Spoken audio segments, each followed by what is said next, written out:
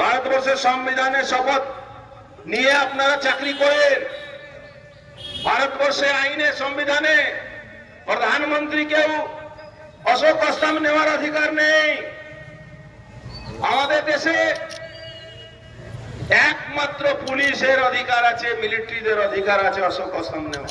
সেই অশোক স্তম্ভকে আপনারা কলঙ্কিত করছেন।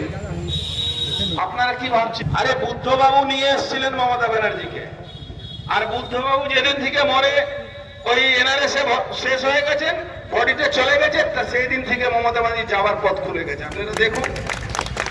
আপনারা দেখুন সেই দিন থেকে পথ খুলে গেছে। কাকে বাঁচাচ্ছেন দিদিমণি আপনি বলুন তো? কে লোকটা, কে যাকে বাঁচাবার জন্য মাঠে নেমেছে?